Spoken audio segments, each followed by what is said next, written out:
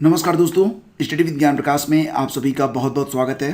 चर्चा करेंगे 20 मार्च के करंट अफेयर पर और उसके पहले करेंगे 19 मार्च और 18 मार्च के प्रश्नों का सुपर फास्ट रिवीजन।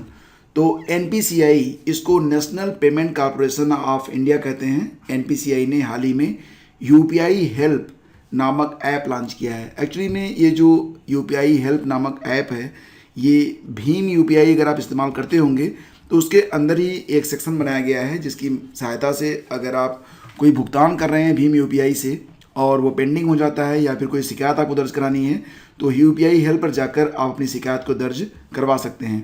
तो एनपीसीआई ने हाल ही में यूपीआई हेल्प ऐप को लॉन्च किया है और ये भीम यूपीआई के जितने भी ट्रांजेक्शन्स होते हैं उसमें आपकी सहायता करेगा। IQ एयर स्विट्ज़रलैंड की एक संस्था है और इसने एक रिपोर्ट जारी की है प्रदूषण पर। तो इस प्रदूषण रिपोर्ट पर वायु प्रदूषण के आधार पर अगर देखा जाए तो भारत की रैंक दुनिया में तीसरा है। ठीक है, तो ये भी आपको याद रखना है। IUCN रेड लिस्ट में ग्रेट इंडियन बस्टर्ड्स एक पक्षी होता है जो कि गुजरात और महाराष्ट्र में ज़्यादातर पाया जाता है। तो उसके संरक्षण की स्थिति बहुत ही गंभीर बताई गई है, यानी कि विलुप्तप्राय। एक्चुअली में ये जो ग्रेट इंडियन बस्टर्ड होता है इसको GIB के नाम से भी जानते हैं। ये पक्षी इतना बड़ा होता है कि जब ये उड़ता है तो अगर इसके आगे जो बिजली के हाई टेंशन तार होते हैं अगर वो आ जाते हैं तो ये अपनी दिशा को बदल नहीं पाता है, टकरा कर वहाँ पर इसकी मौत हो जाती है।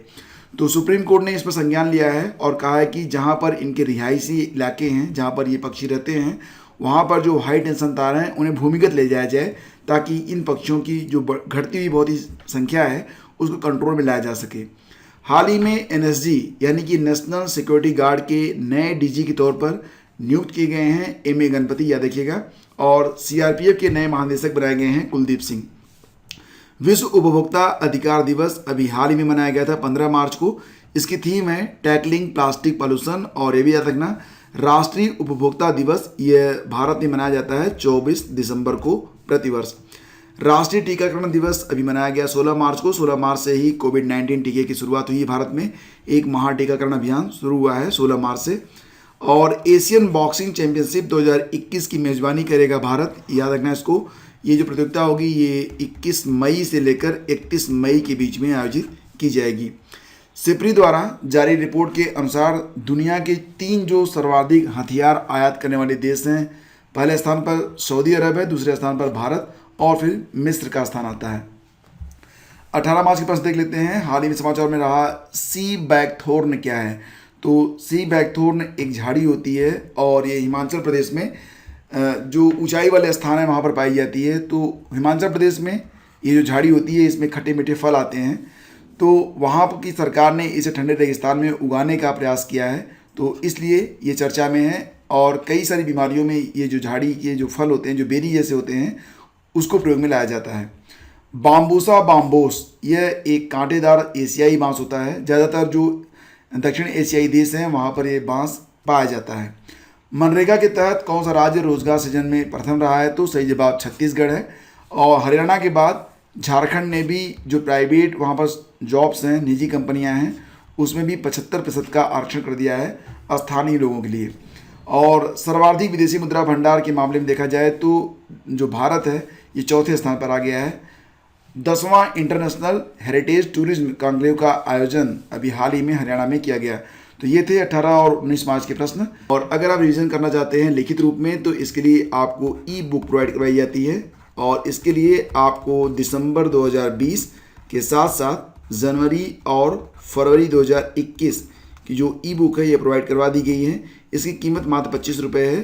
परचेज करना चाहते हैं तो इस वीडियो का डिस्क्रिप्शन आप चेक कर सकते हैं, वहाँ पर एक लिंक होगा, उस पर क्लिक करेंगे, फिर पेमेंट करना होगा आपको और ये जो बुक होगी ये आपकी मोबाइल में पहुँच जाएगी, ऑटोमेटिकली डाउनलोड हो जाएगी।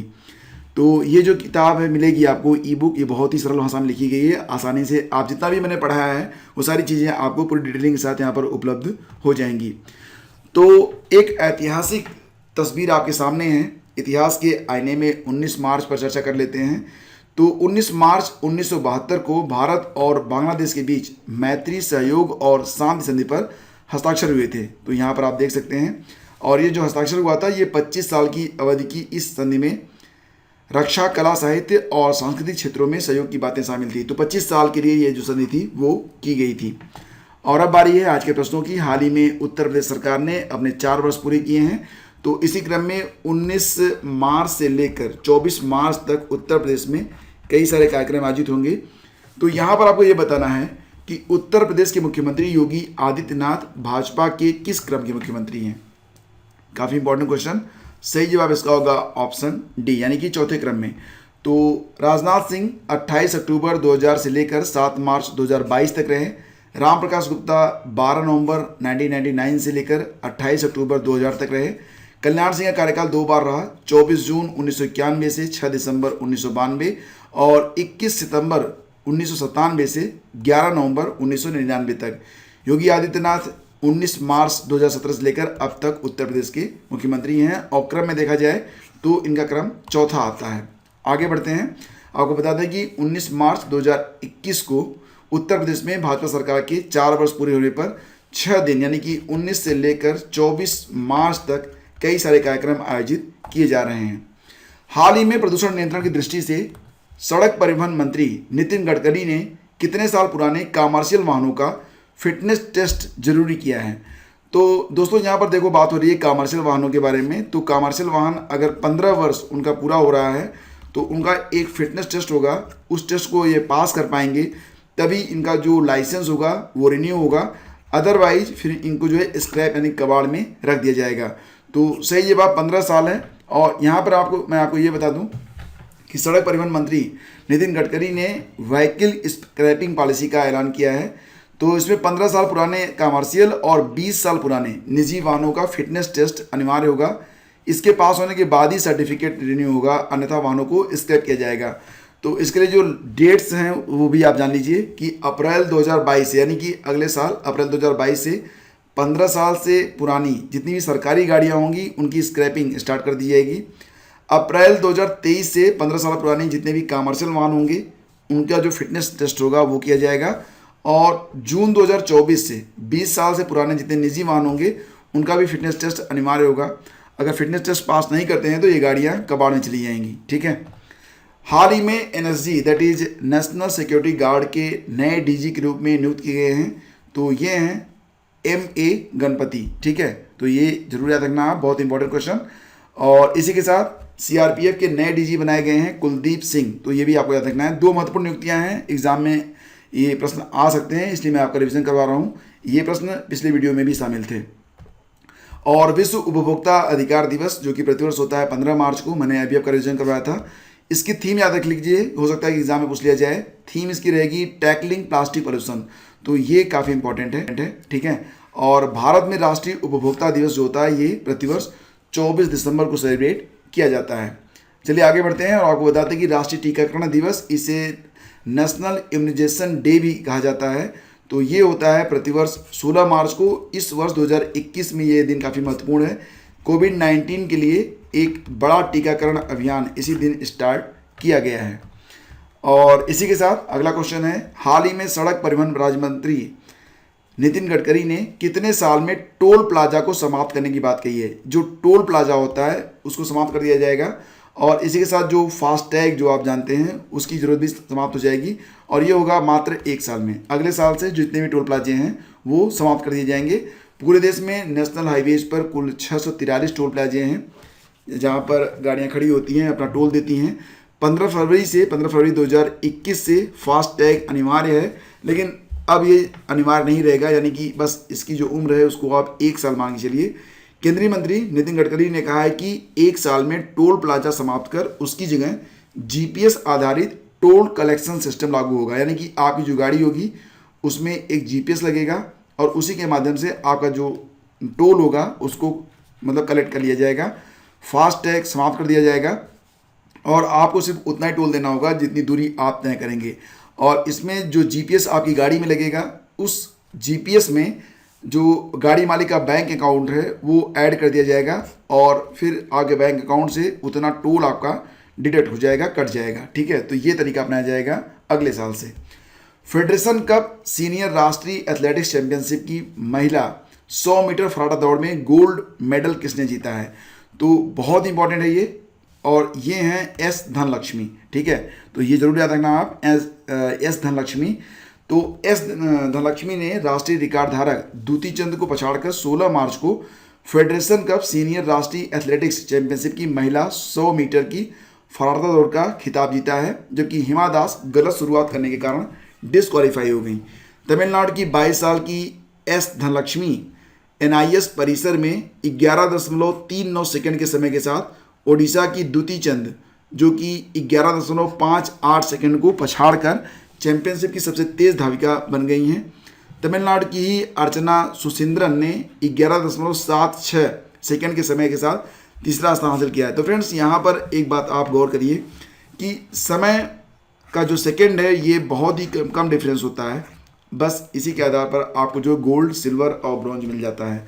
तो यानी कि जो आपकी परफॉर्मेंस होती है और जो आपके विरोधी की परफॉर्मेंस होती है उसमें ज़मीन आसमान का अंतर नहीं होता है। आपको बस इतना ध्यान रखना है कि आपको अपने विरोधी से थोड़ा सा आगे रहना है, फिर विजयी आप होंगे।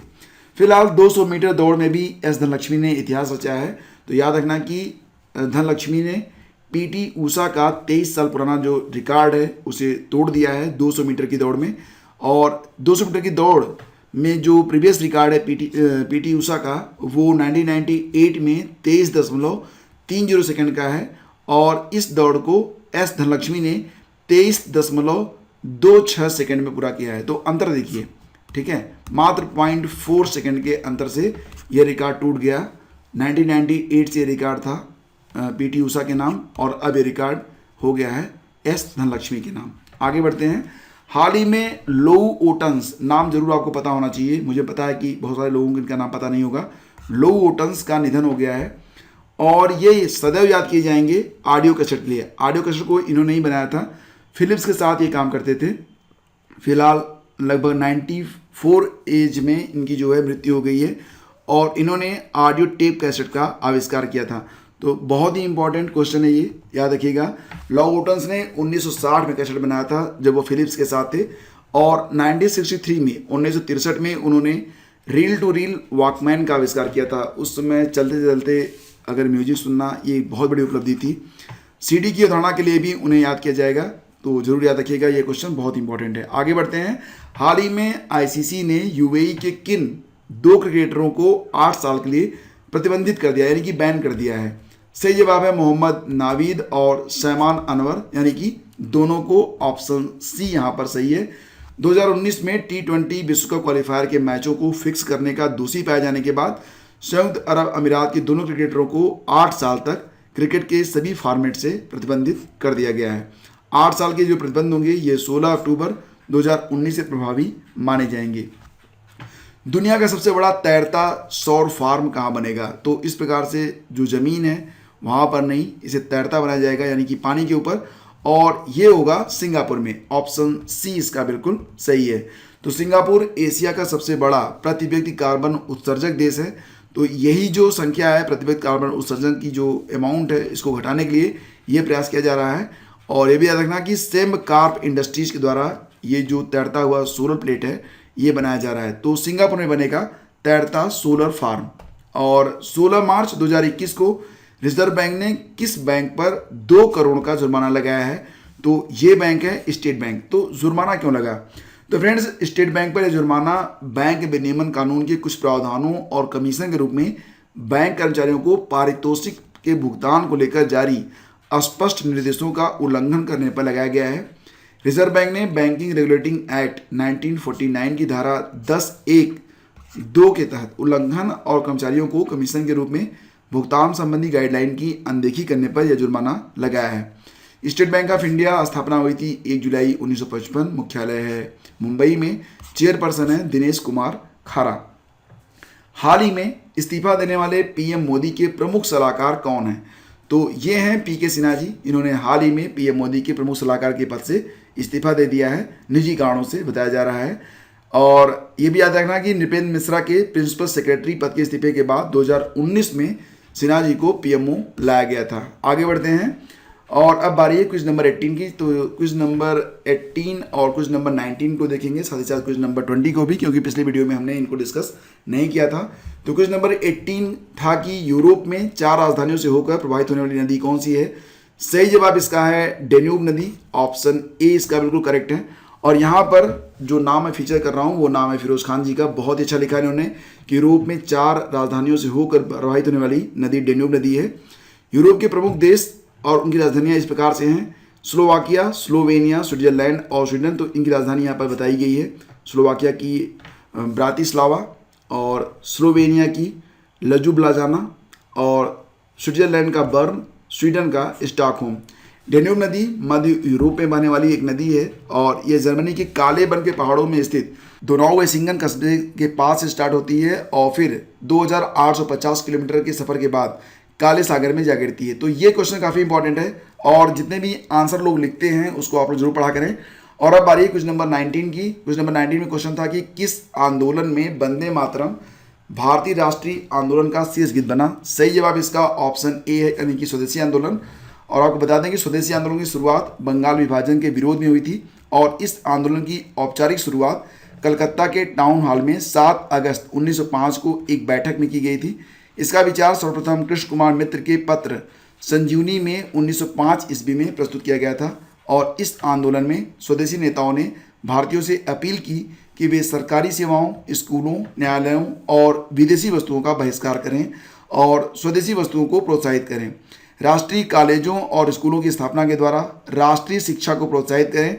तो ये चीज़ है यहाँ पर स्वदेशी आंदोलन, इसका सही जवाब है। और अब बारी है क्वेश्चन नंबर 20 की। तो बताइए कि किसने मोहम्मद अली जिन्ना को हिंदू मुस्लिम एकता का दूत कहा था।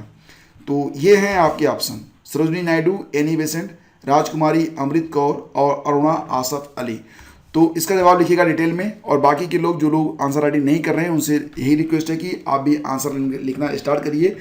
और जो लोग आंसर लिख रहे हैं उनको रिव्यू आप लोग जरूर किया करें, इससे आपका जो स्टैटिक जीके का पोर्शन है बहुत अधिक स्ट्रांग होगा, ठीक है। और जो भी क्वेश्चन यहाँ पर मैं पूछ रहा हूँ एग्जाम पर्पज से बहुत इंपॉर्टेंट होते हैं।